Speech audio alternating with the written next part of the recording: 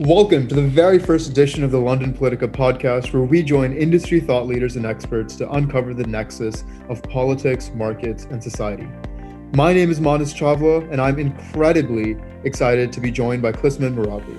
Klisman is the founder and CEO of Pangaea Wire Group, a research house and strategic consultancy based out of London.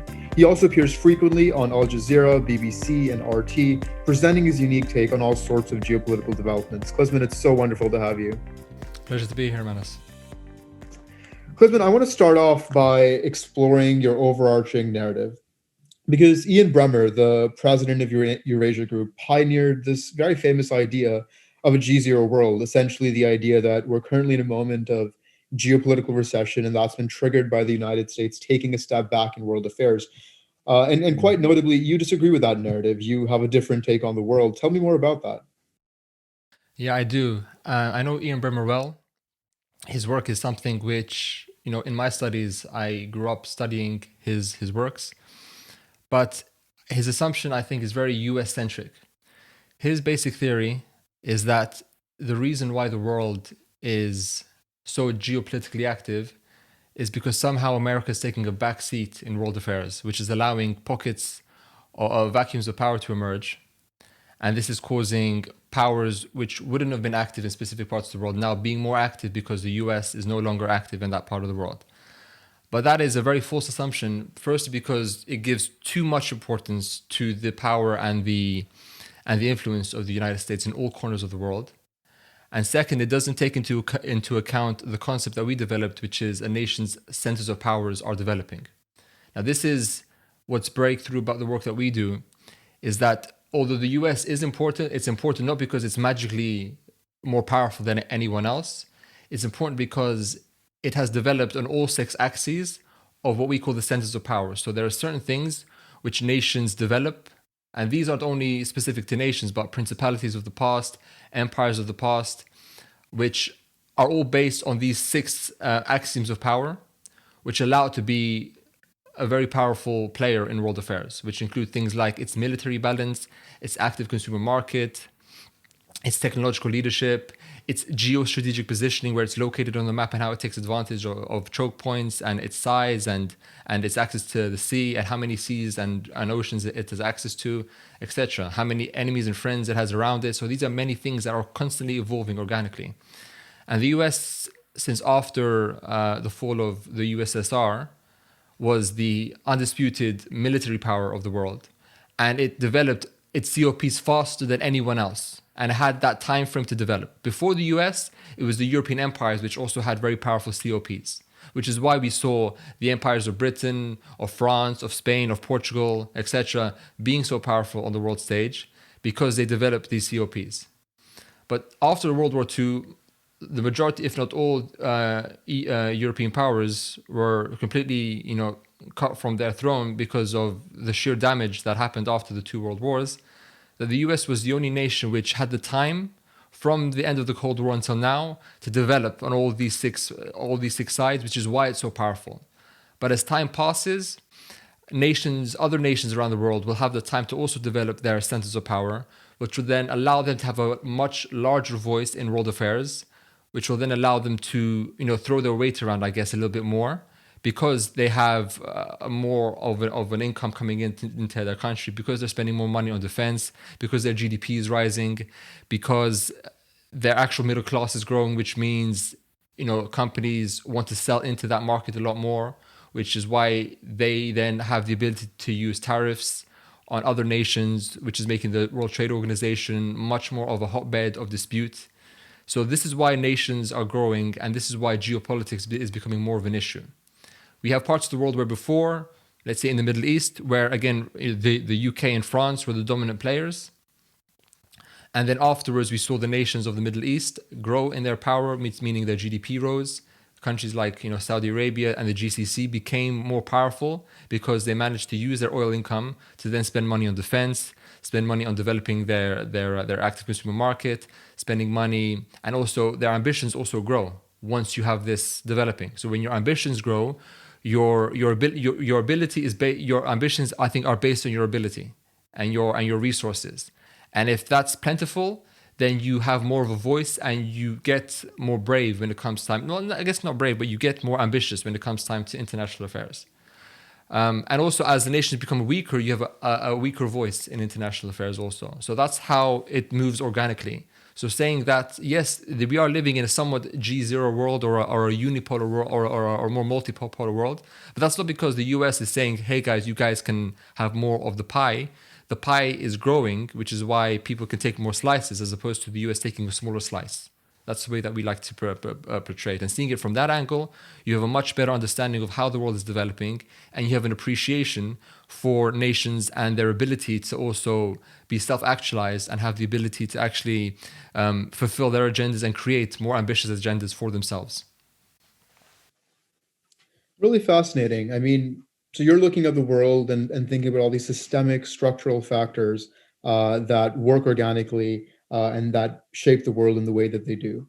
But I think That's a right. lot That's of right. foreign policy, a lot of the international affairs or IR orthodoxy really looks at the United States unipolar moment as part of a grander narrative of it trying to assert itself on the world, of it trying to become a global policeman.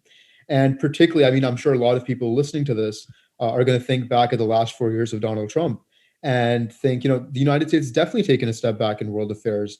They've left the Paris Climate Agreement, they've left the Trans-Pacific Partnership, they've left the Human Rights Council, they've undermined NATO, they've cozied up to dictators, and certainly them receding this influence from the global sphere has given a lot of room for China to move up and assert its own influence. I mean, China recently signed the RCEP, I believe, asserting its economic dominance in Southeast Asia Mm-hmm. after the United States withdrawal. So what do you think? What would you say to these people?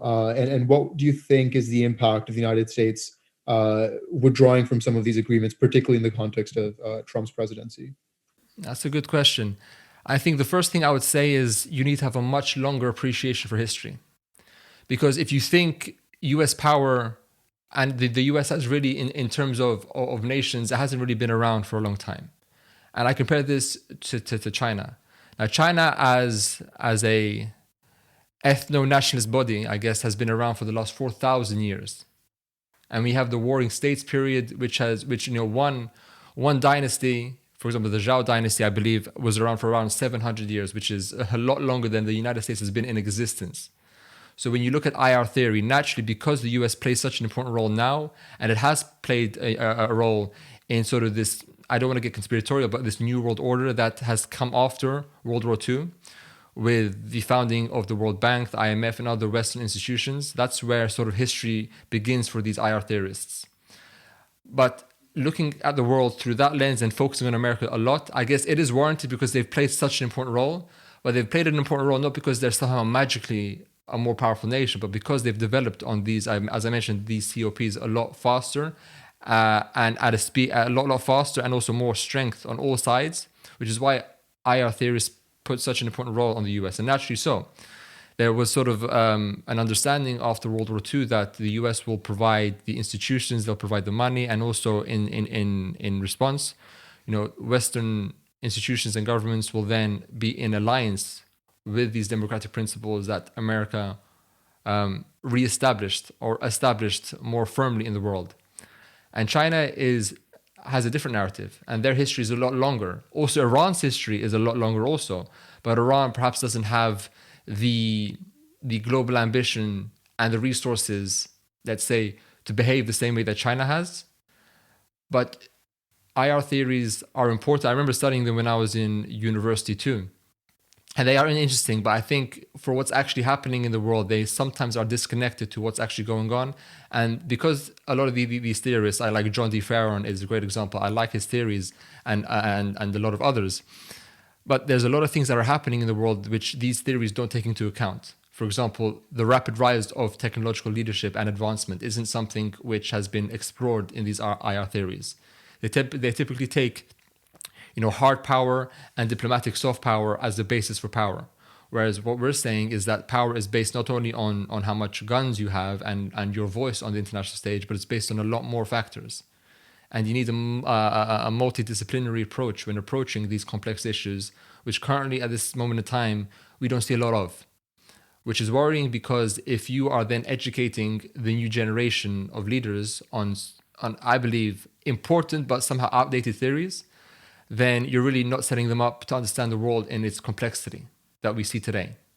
So that's what I would say to them. And I'm thinking, I can't remember his name now, but it slipped my mind, but there was a theory which is the Heartland Theory. I can't remember the name of the gentleman who came up with it, where he said that the Eurasian landmass is, if you have control over the Eurasian landmass, then a nation, then that's where the power structure lies, and then you have fledgling other parts of the world which are important. These theories were important for that day and age, but again, as the world changes, as technology evolves, as globalization becomes more prominent, as geopolitics becomes more prominent, as societies, as migration patterns move and change, these are things that these theories don't take into account at all. And we need new perspectives for this new world. We can't rely on what was said 50 years ago, even 100 years ago, even 20 years ago to really explain what's happening today. It's really regressive the way that they think of it. So we need new theories and new ideas of why the world is changing, because, developments won't stop because the theories don't cover it. So we need these new approaches to cover what's happening today. Right. That's interesting because you're looking at both the historical view of the way these polities have evolved over, hundreds of thousands of years, but also update the models through which we look at them and assess their relative power balances. And I think on that note, you've narrowed down 6 centers of power. Just briefly tell me a bit more about that, but also kind of as we evolve and as, like you mentioned, technology plays a greater role in the way geopolitics unfolds in the world. Are there emerging centers of power that you think are relevant and need to be taken into account? Are there such developments? Yeah, for sure. So to tackle the first part, these centers of power idea, they're very important as a basis. So out of these centers of power, what we're saying is that as nations develop on all of these 6 factors, their power and their ambitions and their ability and their resources grow also. Some things are very difficult to grow. For example, one other center of power is their natural resources that they have available to them. Some nations are bound with natural resources, some aren't. For example, Japan unfortunately isn't, but they make up for it in other ways. You see? Then you have nations, Uganda, for example, who has a lot of copper, or obviously nations in the Middle East and Russia which have a lot of oil. They take advantage of that. So some things you're blessed with, some things you're not. But if you're not blessed with specific things, then you need to make up with it by being top heavy on the other aspects, which is why Japan is such an important player in the international stage. Although their natural resource depositories are nowhere to be seen. That's why nuclear power is such an important energy source, and that's why imports of oil and gas is so important to them. If they had these, then they would be an even bigger power. But then what happens out of this, out of all of this organic growth happening in different parts of the world, and you can almost see it as like the flow. You can almost see it in a chart where as time passes, a nation's power on all 6 axes grows organically and develops. And what comes out of that are 4 themes which, if you look at them, are going to be the deciding factors of business and of society for the next 100 years. And our outlook is for the next 100 years. So we ask the question, what will be the main changes and challenges in the next 100 years? And the 4 main themes that come out of this organic growth of the centers of power are 4-fold, which include globalization becomes more important. So factors revolving around that, which is trade, sanctions, a rules-based order, all things in relation to globalization becomes important. Geopolitics becomes important, more active, as we mentioned before. Transformative technology also becomes important because technological leadership coupled with, let's say, a rising military balance, you can see how military technology can develop in that part of the world, right? So technological leadership becomes important. Also, you can take technological leadership as one of the CCOPs and an active consumer market. We can see how things like social media become important in societies like America, where social media was where they birthed social media. And the last one, societal change. And mentioning, I think I spoke to a journalist earlier today, I can't remember. One way in which we can encapsulate societal change is this one sentence, and that is, more people are doing more things in more places.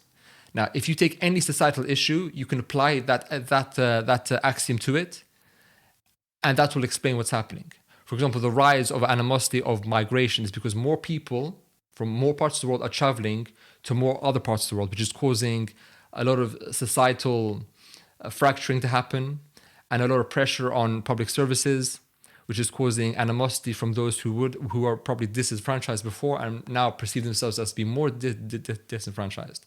So these are the four things that emerge out of a nation developing their COPs. And these are the four areas we work on as a firm when we speak to clients and our audience. So our audience and our clients verge from, militaries from different parts of the world, from foreign direct investment departments in governments, from private businesses, to asset managers, hedge funds, family offices, anyone who's really curious about how the world is developing. And funnily enough, saying this, I was reading The 100-Year Marathon by Michael Pillsbury. He's sort of a China expert, and he mentions this, and this was uncorrelated completely on our end, but in his book, he mentions how China also sees the world this way through 100-year outlooks.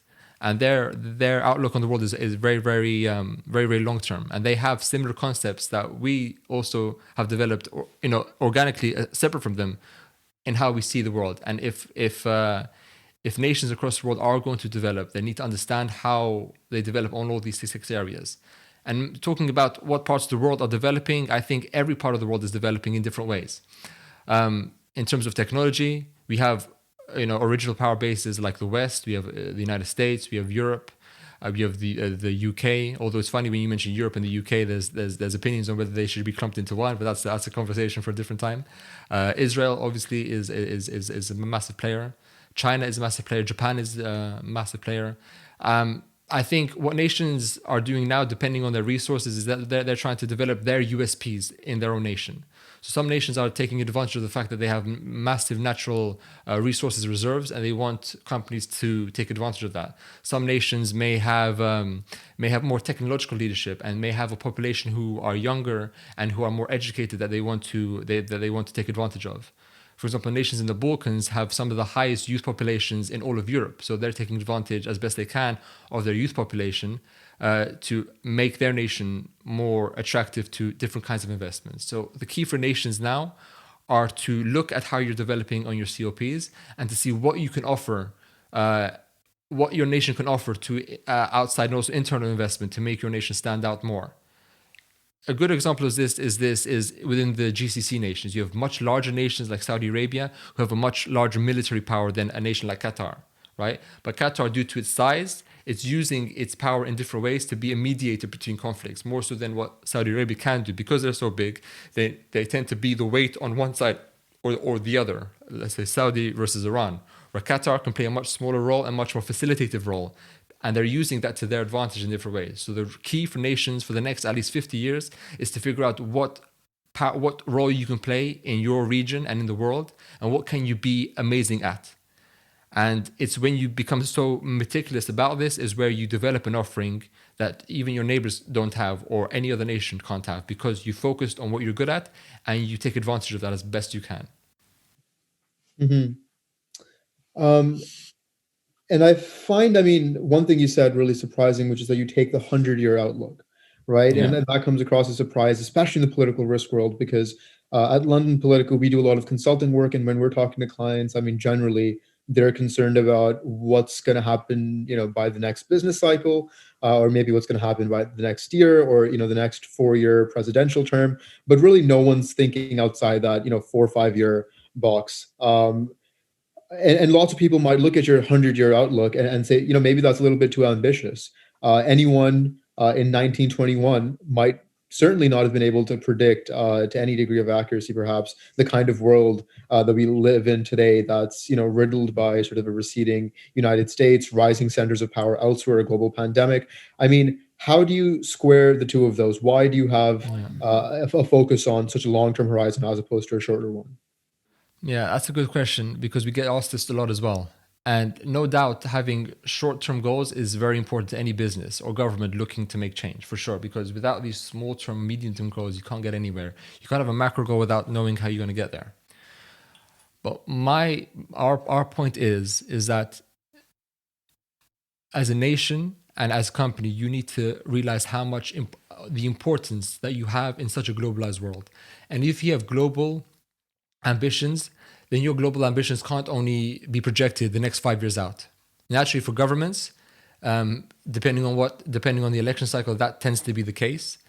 But no matter if that is the case, your main philosophies need to remain the same. And if you see nations like China who have such a long outlook, they're conducting their business affairs accordingly. And naturally, you may not have the ability to, because it's every election cycle, but you need to have instilled in your populace, in your government structures, that this is a long-term game that you're playing. And you're right in saying that a country or company in 1921, 1921, many have not even, some died between then and now, some were born between then and now, and some are yet to come. But our point is that we're not trying to predict the future, because that's impossible. Really, it is impossible, because something like COVID or anything can come out which disrupts your plans or disrupts the outlook. But what we're saying is that the themes that are coming out in the next 100 years are fourfold, which are the Global 4, the G4, which are globalization, geopolitics, transformative technology, and societal change. Within that, you can get very granular and seeing how does this impact this in short-term horizons, but realizing that you're playing for the long game, that companies and governments develop over time. And as nations also grow in their power and their influence, they're going to want to have a longer-term time horizon also. So without having that long-term time horizon, and if you're only playing the short game, then anything that comes in your face that is threatening, you're more willing to change your direction because you don't have a longer term plan of what you want to achieve.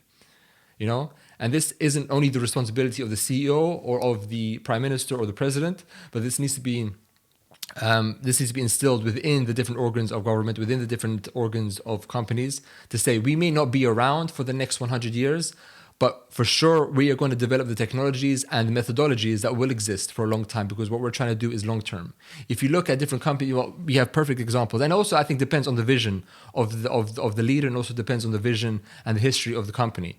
You have companies which are purely out there for profit and to make, you have many investment firms which are out there purely to make money, and that's their business and that's their MO, right? Which is fair enough. But then you have companies and leaders like Elon Musk, who wants to be a multi-planetary species. We want humans to do that. So his ambition is definitely more than the next quarter. You know, he even says a lot of things which are truthful, which hurts his stock price, but in the long run, he knows that's what he wants to achieve with his team. So if you want to have such grandiose ambitions, you definitely need to have longer than every quarter, every 5 years time horizon. If you want to be a multi-planetary species, which is crazy for some people, then you need to have these long-term ambitions.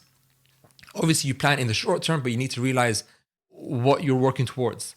And that really depends on the leadership that you have, depending on the resources and also your stamina as a business leader and also as a government. Because so many things are happening. As I mentioned, these G4, something I forgot to mention is that they're all happening at the same time. So they're coalescing at the same time, which is causing a lot of difficulties and a lot of questions that governments and companies are asking, where in the past they would never have to ask these questions before. And they're confused, and naturally so, and they're going to make mistakes along the way. They're going to create the rules of the game as they go along. A lot of people are going to be frustrated, and a lot of people are going to be happy by what's happening. But you need to have this long-term appreciation, and just look at history for that. Ask historians; they will tell you how important it is to have a long-term appreciation of things. You know, so you need to have that in order to plan effectively for your nation or for your company to survive, literally survive in some cases, and to be prosperous for your people and for your employees and for your customers. Mm-hmm. And speaking of a nation that's planning for the next 100 years, I want to talk a bit about China, because Sure. Xi Jinping, indicated a really fascinating shift in China's sort of macroeconomic policy that went pretty much under the radar for a lot of the kind of international establishment. He wants to move away from the very heavy reliance that China's had on exports and trade, and that's really made it an economic powerhouse. He wants to start looking inwards to find a domestic consumer market to bolster their growth. Have both inward circulation and outward circulation. He calls this a policy of dual circulation.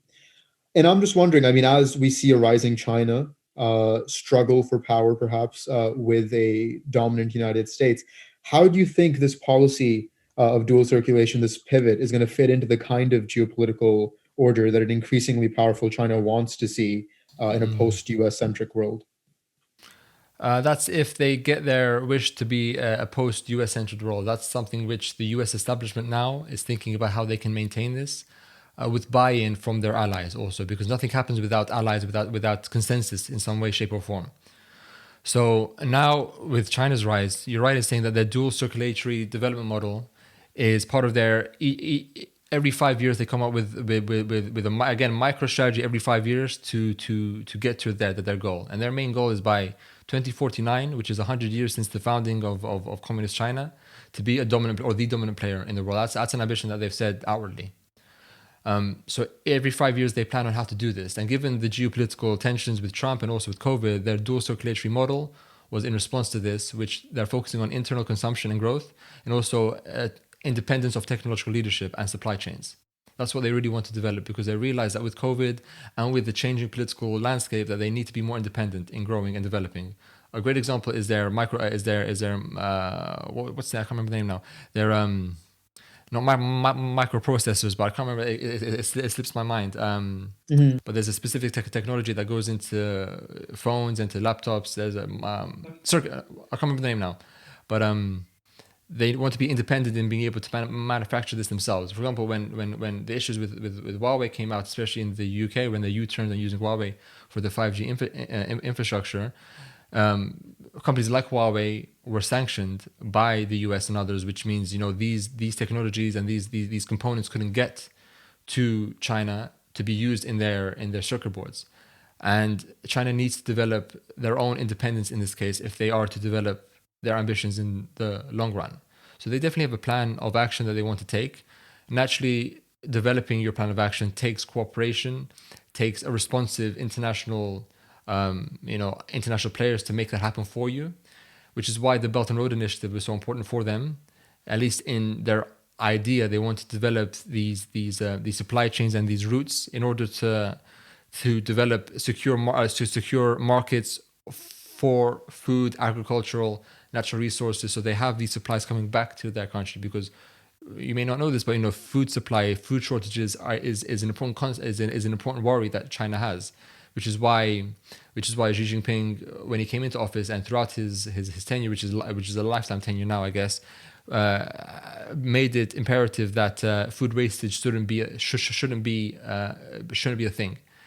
And this was implemented onto the party faithful, and he's trying to implement this into a wider sense into the Chinese community, where food isn't wasted, because food shortages are a big thing. So they're trying to secure markets in Africa and in other parts of the world where they can grow agriculture and they can grow crops in order to supply their people.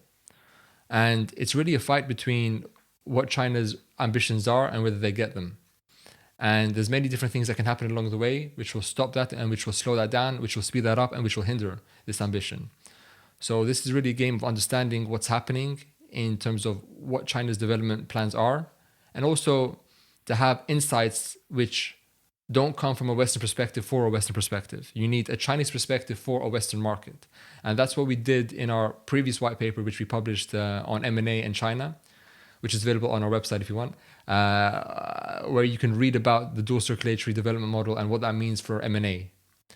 And it's important to realize that Western countries and I think the global Western countries are seeing China's strength. And also, even during communist times, the USSR saw China's ambition, which is why, especially during the end of communism, they weren't the best of friends, because they realized that although China does buy into this communist ideology, they're doing this strictly out of the fact that communism allows for strong central control over your government, which will allow the CCP then to enact their ambitions however they want to. And the USSR saw China's ambitions early on.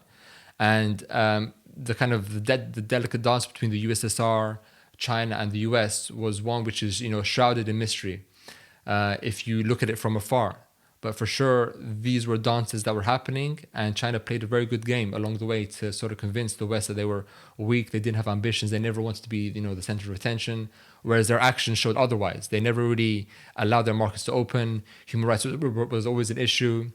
Whenever it came time to democracy, they always said, well, this isn't in our culture, this isn't the way we do things. But they kind of dangled the active consumer market of 1.3 billion people in front of companies in the global West to say, hey, you want access to this? You need to sort of be more lenient in the way that we behave, because, we're still trying to learn how it is to be an international player.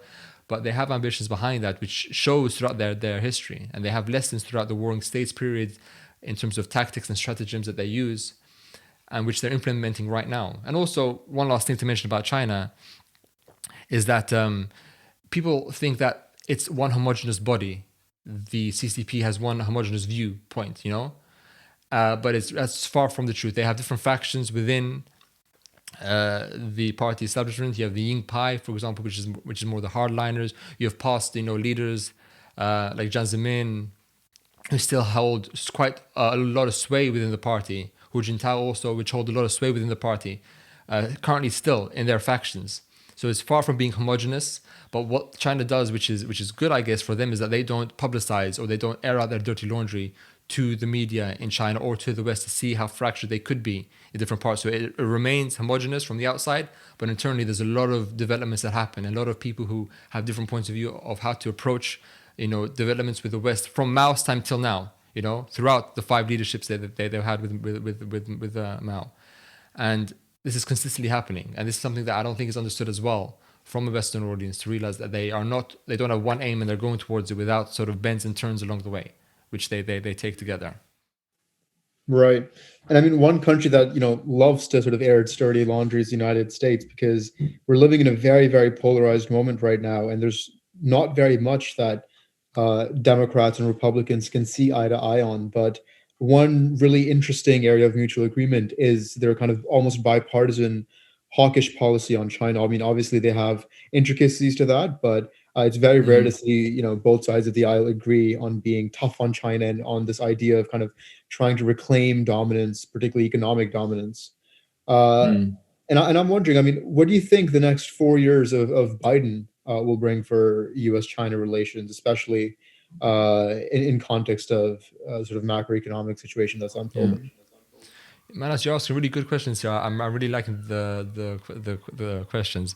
When it comes time to Biden, I think initially, it's a false assumption to say it's really early on in his presidency to see what he'll do, because we have examples of what he did when he was vice president, And during his campaign, he mentioned, I'm going to be so different. I'm going to be this, I'm going to be that. And, I'll give it to Trump. He mentioned many times that, hey, listen, you were a vice president before. You've been in government for the last 40 odd years. What have you done in all of this time for you to actually do what you say? Why is it now that you're going to plan these grandiose visions and you're going to execute without any pullback or without any hesitation? Which was a very correct point, I believe. Biden has been vice president during Obama's time, and when Hu Jintao was president before Xi, they tried to work together with the Chinese in different ways. When Xi Jinping spoke at Davos, not this time around, but last time around, it was Biden who was in the audience at Davos to listen to his speeches. But I think from the campaign trail where Biden called Xi Jinping a thug, that needs to be that needs to be corrected, I guess. From that statement to now, I think you're seeing a lot more. You're seeing a lot more of a conciliatory tone with China. What Biden, I think, wants to do is have a multilateral approach to Chinese affairs as opposed to more bilateral, meaning I don't think he's a fan of just slapping sanctions and having a trade war with China. I think he wants a consensus building, so a coalition of the willing, if you will, against or towards China. It'll be interesting to see, because one thing which I was very surprised at is that when Biden became president, right after that, the Chinese Communist Party sanctioned Mike Pompeo and other ex-Trump cabinet members, and Biden said nothing about that. He didn't mention that was a bad thing, although they were in opposition to them for the elections. You would expect some sort of words or some sort of denouncements from the Biden camp that this isn't a good thing and we're going to fight against this, but we heard nothing from them. And Biden right now isn't really, and he's mentioned on several occasions that he's not really willing to rush to the negotiation table with China. And what he's done, I think, early on, which maybe gave him favor to the media, although he didn't really need much convincing by the media to say that he was the good guy against Trump, but he put into action a lot of executive orders which were very easy to do. He kind of signed back up to the Paris Climate Accord. He signed back up to the WTO. The Keystone XL pipeline from Canada, he cancelled any further progress with that, which really ticked Canada off, and a bunch of other things which he mandated, like the wearing of masks for all government employees, which was really easy to do. These are kind of easy things to do. It doesn't take a lot of effort to say these are natural progressions of what you would do to to show how different you are from a Trump administration. But what's more difficult to do is how do you engage with China on different fronts, from the trade front, from the forced IP theft front, from the forced technology transfers, from even the COVID, where COVID originated from and finding that out also. Also in relation to Iran, what you do with that situation. How do you work in such a multipolar world now? How do you work with cybersecurity? How do you approach Russia? How do you work with your allies to ensure equitable trade, especially now with Brexit happening? How do you interact with that? How do you interact with Venezuela? What's happening in that part of the world? There's many different things happening that have fallen really off the wayside, especially in the media, because COVID really took over.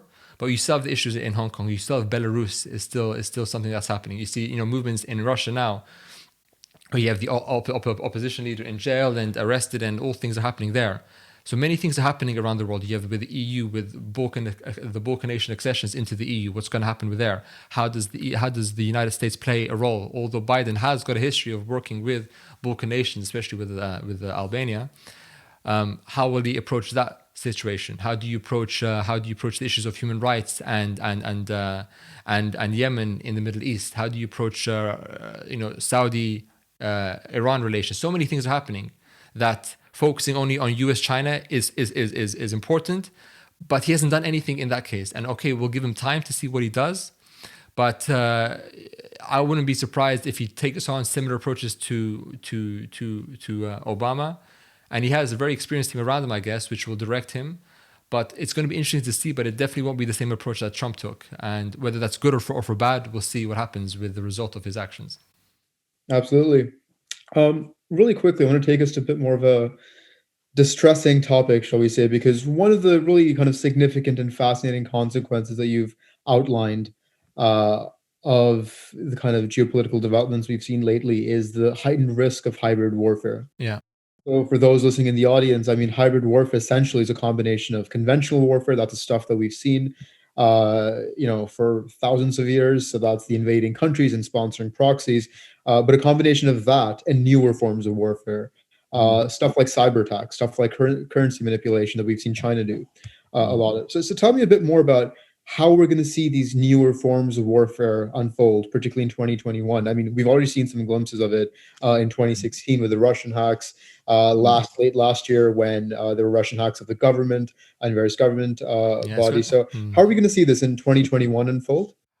It's going to be messy, I think, Manas. It's going to be very messy because, firstly, hybrid warfare happens on different levels depending on the capability of your nation. Mm-hmm. And it also depends on not only the capability of your nation, but also the capabilities and the infrastructure of the nation in which you're trying to attack, quote unquote. If a nation doesn't have such sophisticated cyber infrastructure, then cyber warfare against that nation is going to be useless. Try to do a cyber warfare attack against, let's say, even Cuba, compared to sanctions, is going to have two different effects, right? Sanctions have had much bigger effects than any cyber campaign against that, because their cyber infrastructure arguably isn't as developed as America, well, definitely not as the United States or any other nation even surrounding it. So it depends on those factors, what your capabilities are, and also what the capabilities and the weak points of the nation which you're quote unquote attacking. And you're right in saying that there's many ways to skin a cat these days, depending on what your aims are, what your ambitions are, and also what's very important is where the legal gray zone is. This is something which isn't discussed at all or too much, but it's very important. The international, international compliance for laws and regulations as prescribed by the UN are important to realize. And you find nations which take advantage of this gray zone very well when they commit sort of cyber attacks or any other kind of attack. A good player in this who plays a really good game is Russia. Now Russia has, I admit, some very excellent international lawyers on Putin's book, Putin has on his books, who advise on how to engage yourself in what you want to achieve in a way that doesn't really point towards a violation in international law. He's done this very well. And many examples. The annexation of Crimea was a very interesting example. You had the little green men who went into Crimea in different parts to seize land and to have a force there. Also, the self-implemented referendum that happened there. Was it recognized legally? Wasn't recognized legally? That was important. The cyber attacks against the DNC and the RNC, the Democratic National Convention, and also the RNC, which is the Republican one, the hacks against Hillary Clinton. Again, was that China? I mean, was that Russia? Wasn't it Russia? What legal case can we build against it? The poisoning of Sergei and Yulia Skripal in the UK, and also the unfortunate British woman, I can't remember her name now, and her boyfriend, who also were poisoned, and I think the woman unfortunately died. These cases, the best thing that they could do there was expel ambassadors and expel political representatives from these nations out back to Russia, because they couldn't build a legal case against what Russia was doing. And if you can't build a legal case, you can't build a consensus with nations to say, hey, this is what they're doing, and we're going to bring you back into compliance. So the best thing they can do is do menial things like expel diplomats. And even sanctions are difficult to put on if you don't have a legal case against them. So these are techniques which are the most minimally viable responses you can do when you can't build a legal case against a nation or even a non-state actor. Because when it cuts down to the nitty-gritty international law aspects, this is what nations see in terms of what we can do in response to this. It's not as belligerent or as sort of Wild West mentality as many may think it is. Many may think, well, why didn't the UK do something more than just to expel diplomats? Well, many different reasons. They didn't do it because could they build a legal case that this was Russia, that was accepted by the international community? Then what could they really do? Do they have it in their own, psychological constitution, you can say, to do the same thing to them? What would be the repercussions of that? How would they build a coalition to defend against the response to that action? Because what you're trying to do when you respond in kind is you're trying to put that nation back into compliance with international law.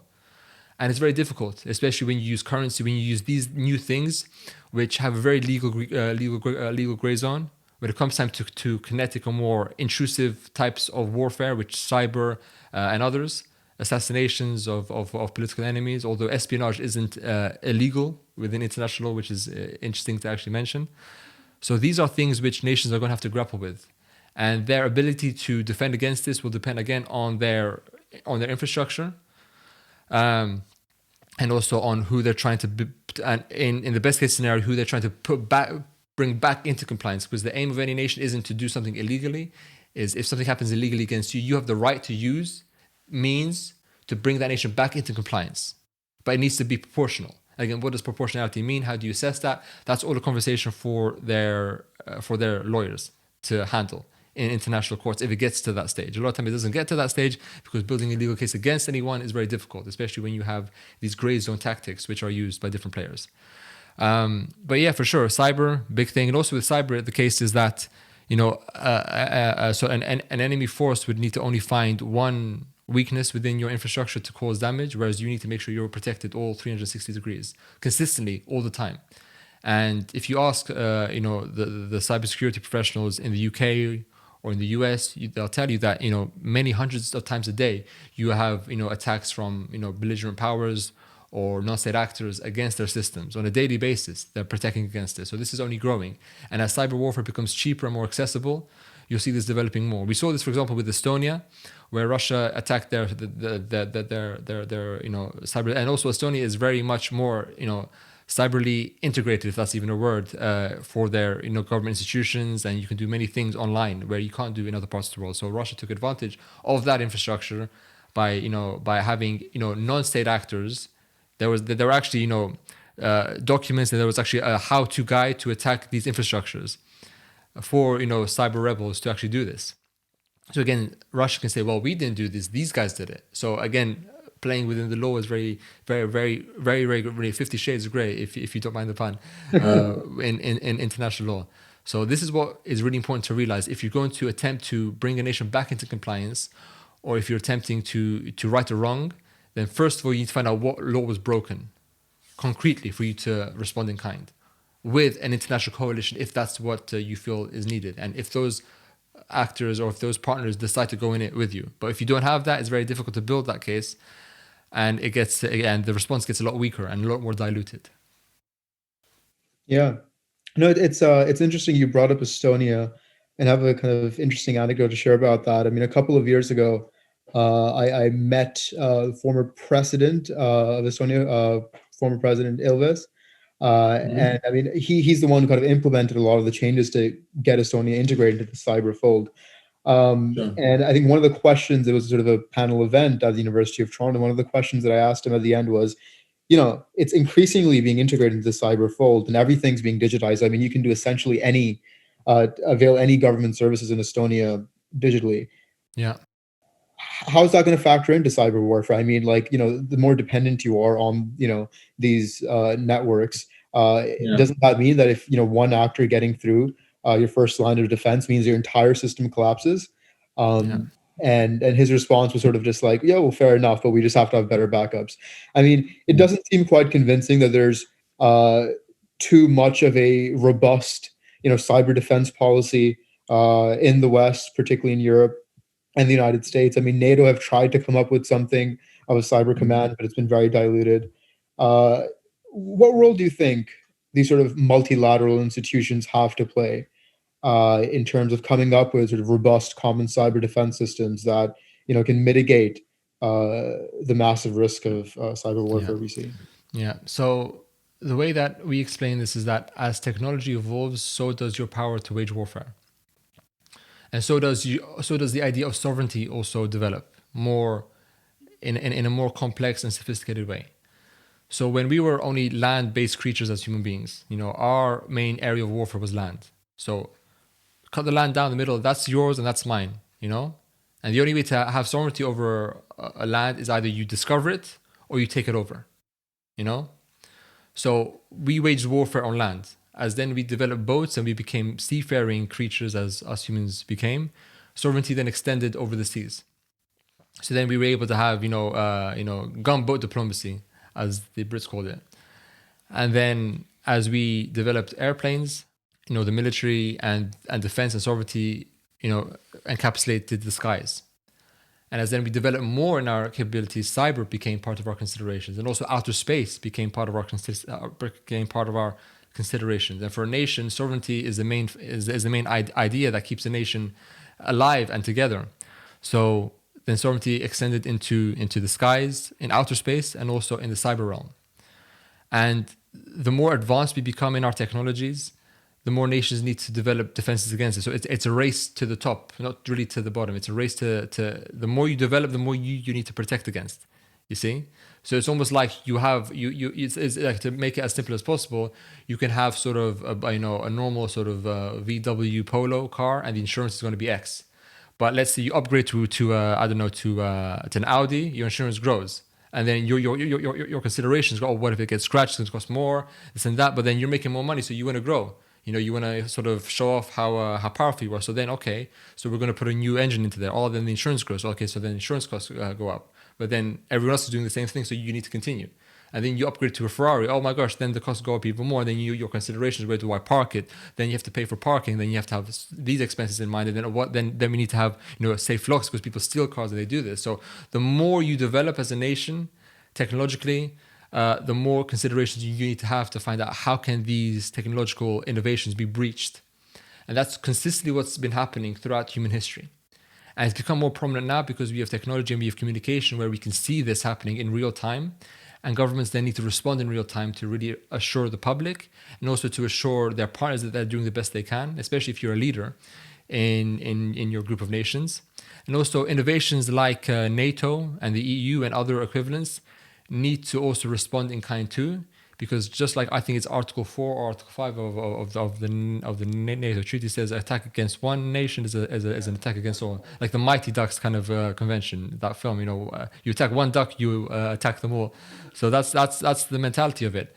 Whether it's applied in practice or not, that's a different thing.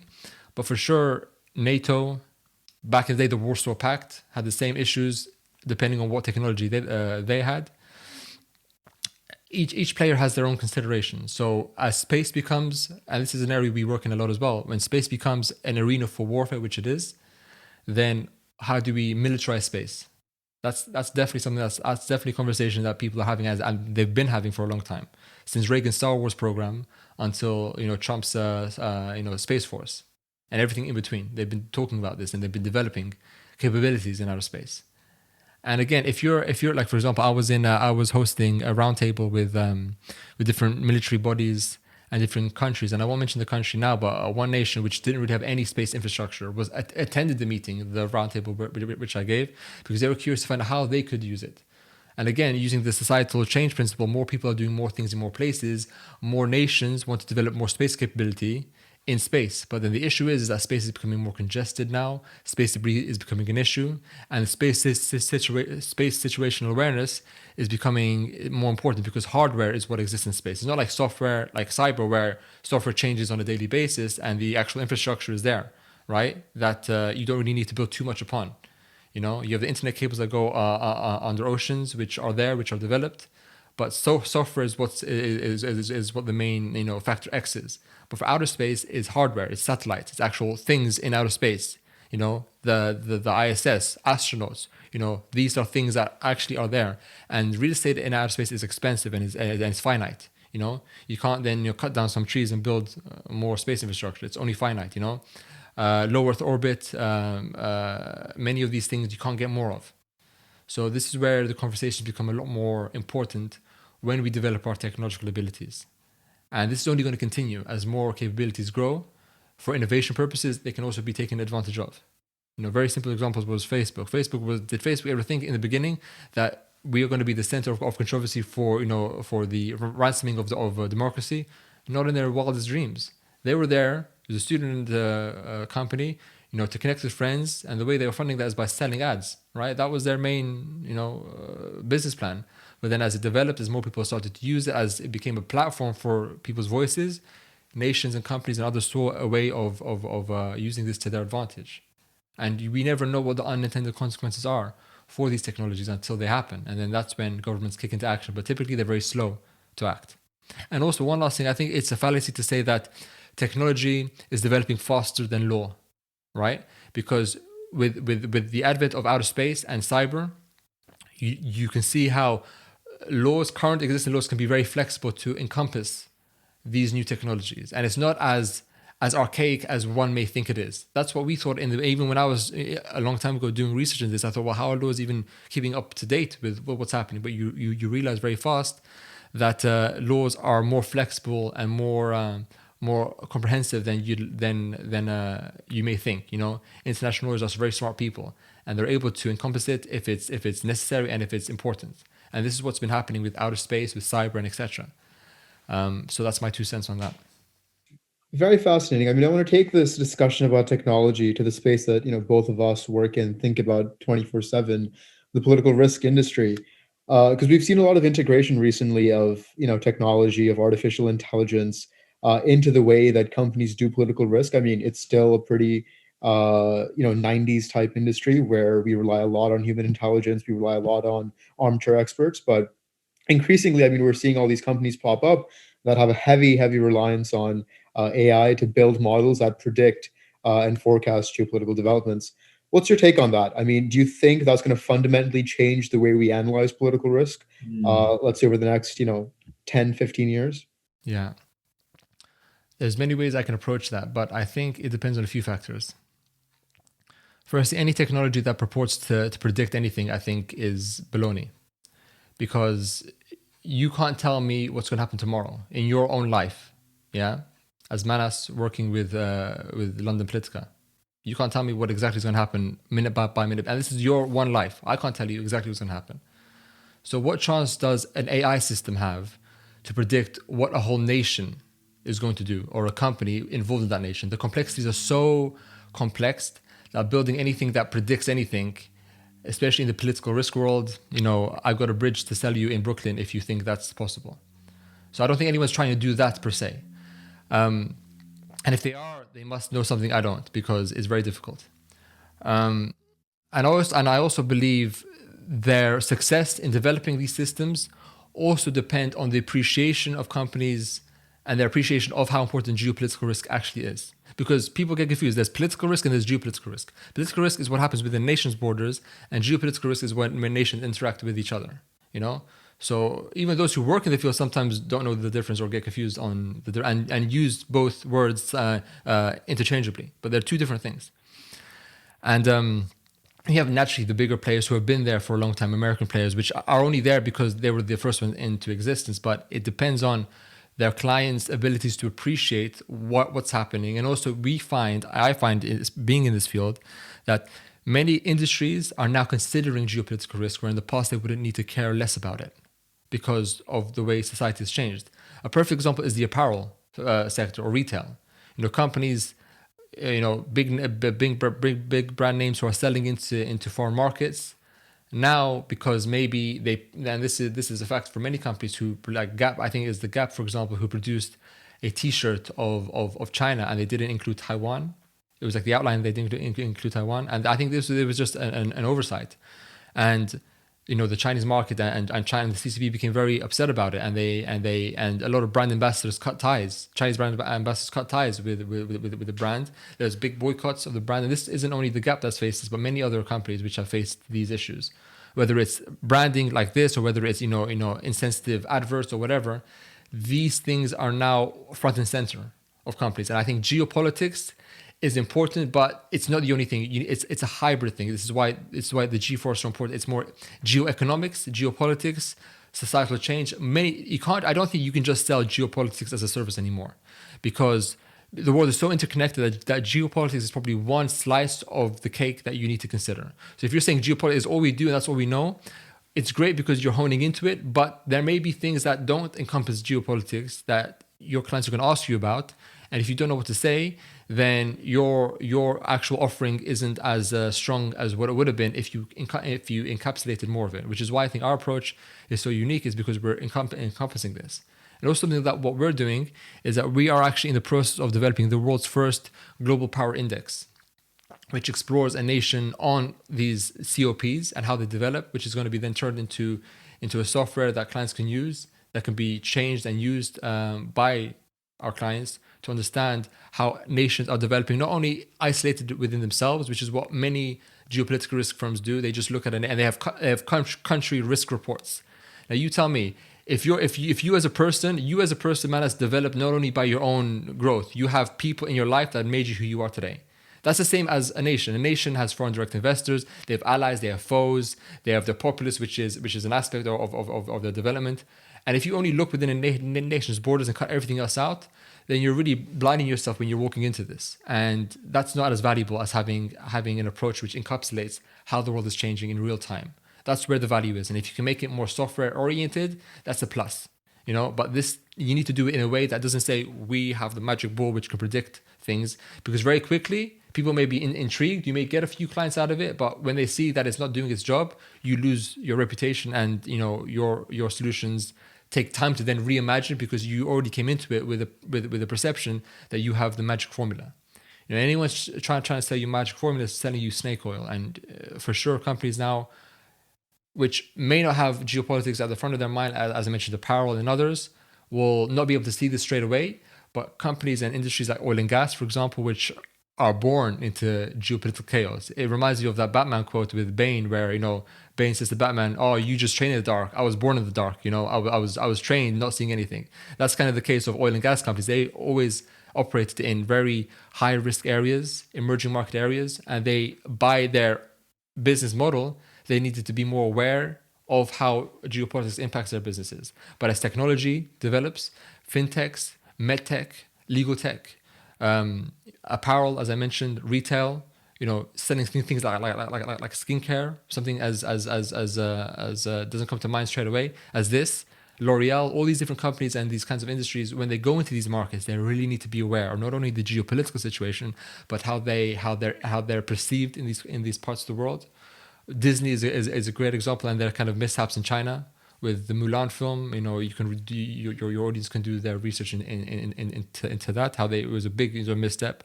Many different kind of companies and industries now need to consider geopolitics. So as an offering, if you're have an off-the-shelf solution, then you're not going to be able to apply real solutions to your clients. And what we do is we approach it in that way. We have our main idea of how the world is developing. Listen, Ian Bremmer does the same thing, and if it works for him, and he's developed that ideology himself, and he's developed a very successful company out of it. I don't take anything away from him, because he was the first, geopolitical watcher during a time where geopolitics was at the forefront. And he was if I'm mistaken, Ian, forgive me, but he was an expert in Kazakhstan, and he worked in that field, right? So that was his expertise, right? So he did that. And then as the firm developed, he developed organically, which is great. But I believe his assessments, because maybe he's from the US, it's very US centric, whereas the world is not only US centric, not anymore, So you need to have that perspective. And also nations which aren't US nations are going to appreciate our perspective, I think, a lot more, because they realize what they're trying to do and the hard work that they're putting into their development. And if a company can come in and say to them, listen, this is what's happening, you are valuable to the point where you understand what's happening, you can really, do a lot of good in helping governments and also clients understand this brave new world that we're living in today. Absolutely, a brave new world indeed. Klisman, I really enjoyed our discussion. If anyone in the audience is wondering, I really enjoyed this, I want to find out more, how can they do that? Many ways. I'm on LinkedIn. I'm on Twitter. Handle is Klisman Murati. The company page is on Twitter too. Pangaea Wire on Twitter. The website is also there. We have a YouTube channel where we publish things. So just Google my name, Google the company, and you'll be able to get into contact with me or one of our team who can work with you if you want, or give you more insights, or listen to our podcast as well. We have the Four Corners podcast, which we run on all platforms. Spotify, SoundCloud, Apple, Google, Stitch Radio, and a bunch of them. YouTube as well. We have our podcast there. So Four Corners Podcast, you'll be able to find it. And that's it, And we publish our white papers as well. As I mentioned, we're on TV quite often. We're quoted in different publications. So we're trying our best as a fledgling firm that's growing to provide this new perspective. That's what's really needed, Manas. And I think that's what you guys are trying to do as well, which is really good, especially as that you're a young group of growing professionals. Having this different perspective is so key, as opposed to just believing in dogma or believing in just what your lecturers say and applying it to a world where it doesn't exist anymore. Oh, I couldn't agree more. Klisman, thank you so much for joining us. My pleasure, Manas. To find out more about London Politica, visit our website, londonpolitica.com, and definitely throw us a follow on LinkedIn. And that's all for this episode, folks. Stay tuned, stay safe, and I'll see you next week.